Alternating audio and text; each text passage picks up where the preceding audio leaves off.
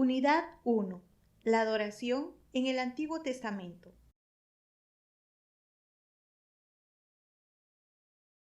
En esta unidad vamos a examinar el tema de adoración en el Antiguo Testamento. Sección 1. ¿Qué es realmente la adoración? Entre cristianos hay una variedad de opiniones acerca de lo que significa la adoración, que representamos en la imagen con una palabra borrosa. Para tener una idea clara de lo que la Biblia enseña acerca de la adoración, es necesario explorar cómo se desarrolla en los testamentos. El primer concepto es adorar. En el mundo de la Biblia, esta palabra se refería a inclinarse ante una estatua de un dios, como aquí a Baal, en un acto de homenaje o respeto. En el Antiguo Testamento vemos la misma acción ante Yahvé como expresión de devoción a Dios, aunque tenía que ser también acompañado de un deseo verdadero. El segundo concepto de adoración es servir. Vemos esto en el propósito de Éxodo, en el que Dios rescató a Israel para que le sirviera a él. ¿Qué es este servicio? Era un sistema formal representado por los números de sacrificios y fiestas. La idea era que toda la vida de Israel, todos los días, era un acto de lealtad a Dios, es decir, esa estructura formal de servicio impactó toda la vida de Israel. El tercer concepto es temor, reverencia o respeto a Dios. Como parte de su adoración, Israel tenía que cumplir la ley, obedecer la voz de Dios, seguir en sus caminos, representado a través de la imagen de un camino, alejarse del mal, las dos flechas contrarias y servirle a Dios. Observamos que todo esto es más grande que simplemente solo ofrecer sacrificios. Sección 2. Revelación y redención.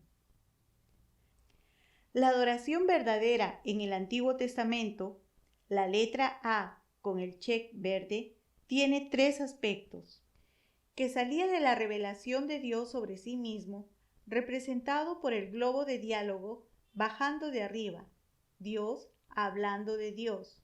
2. Era una relación real. 3. Estaba dentro del contexto de la redención de Israel, representado por una boleta de ventas de un esclavo, porque la redención es comprar un esclavo para darle su libertad. Este contexto de rescate es crucial. Israel fue liberado de Egipto para que fuera al monte Sinaí para reunirse con Dios. En esta reunión, Dios le llamó a Israel un reino de sacerdotes. Por eso la imagen de un grupo de sacerdotes de Israel bajo Dios. Este pacto era lo que Israel tenía que guardar. Obviamente, por la santidad de Dios, Israel no podía tener una relación directa con él. Como exploramos en mucho más detalle en el curso Antiguo Testamento 1, Moisés terminó en ser el mediador entre Israel y Dios. La corona borrosa, marcada con una X, representa la idea que Israel no tenía una relación mística ni conocimiento subjetivo de Dios.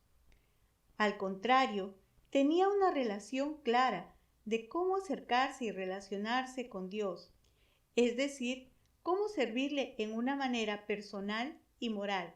Vemos esto en los libros de Levítico, Números y Deuteronomio. Pero es importante recordar que este requisito de obedecer y dedicarse al Señor salió como consecuencia de la redención anterior. Para Israel, la adoración correcta significaba cumplir los requisitos de la ley. Sección 3. La adoración y el culto. Un gran porcentaje del libro de Éxodo se trata del santuario, el tabernáculo, como un lugar donde Dios moraba con su pueblo. En el centro del tabernáculo estaba el arca donde pusieron las tablas del pacto, es decir, las palabras de Dios, como la expresión de la soberanía de Dios sobre su pueblo. Además, el arca fue diseñada para representar el trono de Dios en el cielo. Este tabernáculo era la presencia constante de Dios durante el viaje del Sinaí a la tierra prometida, representada por el río Jordán. Esta presencia indica que Dios iba a estar presente para dar la bendición prometida. La parte más interior del tabernáculo era el lugar más santo del campamento de Israel. Esta santidad que radiaba del trono de Dios ponía un límite en lo que Israel podía hacer como parte de su relación con Él a causa del pecado. Pero a causa de la gracia, Dios le dio a Israel la manera de reconocer la soberanía de Dios y mantener la santidad, el sistema de los sacrificios. Los sacerdotes, los levitas, tenían la responsabilidad de proclamar lo que Dios había dicho acerca de la relación entre Él e Israel. En la imagen, preste atención al globo dentro del globo de diálogo. Las tres fiestas sagradas principales, la Pascua, Pentecostés, la cosecha de trigo, y de los tabernáculos en el otoño, tenían el papel de recordar a Israel lo que Dios había hecho en la salvación y que estaba dando a Israel. Esta fiesta tenía el propósito de recordar la bondad de Dios.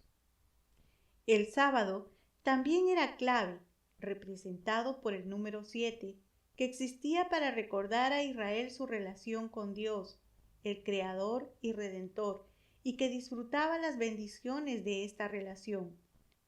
Otro aspecto son los sacrificios.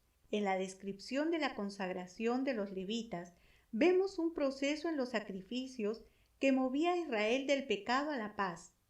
Primero, un sacrificio del pecado, normalmente quemado completamente. Luego, un holocausto como expresión de consagración de nuevo. Y finalmente, un sacrificio de paz como representación de la relación renovada. Como Dios es santo, también Israel tenía que ser santo, es decir, separado de las otras naciones. Una vez cada año había una ceremonia sangrienta para limpiar el tabernáculo del pecado del pueblo y luego toda la nación. Por eso, la sangre era sagrada. Dios declaró: recuerde que el globo de diálogo bajando desde arriba representa a Dios hablando, que es por la sangre que era posible hacer propiciación por el pecado. Sección 4. El significado del templo. El templo era la evidencia concreta y física de la presencia de Dios y su reinado sobre Israel. También era una expresión de la promesa dada a Abraham de bendecir su familia. La bendición representada por la mano verde con el pulgar arriba. En la oración de dedicación del templo, Salomón dijo que el tiempo era evidencia de la relación entre Israel y Dios. Entonces, Israel tenía un futuro seguro. Sin embargo, en los profetas vemos la condenación de Israel acerca de su actitud con respecto al templo. No había el arrepentimiento por el pecado, representado por el corazón negro cambiando a un corazón rojo. Tampoco había obediencia. Entonces resultó la destrucción de Jerusalén y el exilio. El profeta Ezequiel describió cómo llegaría el fin del templo por su destrucción, que resultó en la ausencia de la presencia de Dios, que resultó en la falta de bendición y la falta de protección divina. Como sabemos, esta destrucción no fue el fin. Isaías, Jeremías y Ezequiel hablaron del regreso de los exiliados a Israel. Ampliando la visión, Isaías, Miqueas y Jeremías hablaron de la inclusión de las naciones, el mundo con un pasaporte para representar a extranjeros a Israel. Además, en lugar de una repetición del pasado, Ezequiel describió que habría un nuevo templo. Los signos de exclamación significan nuevo, en el que el mismo Dios estaría presente y que Él iba a dar el nuevo templo. Por eso la doble raya debajo de la corona de Dios. Sección 5. Conclusiones. En esta exploración de los temas y eventos que nos enseñan acerca de la adoración en el Antiguo Testamento, podemos ver la importancia del santuario, el sacerdocio y del sistema de sacrificios como cosas mandadas por Dios. En el Nuevo Testamento vamos a ver que es Cristo que cumple estos tres. También vemos en la historia de Israel que la adoración correcta involucra devoción a Dios todos los días, es decir, devoción verdadera. Además, vemos que es necesario conocer acerca de Dios y que acercarse a Dios solo puede ser por medio de su revelación.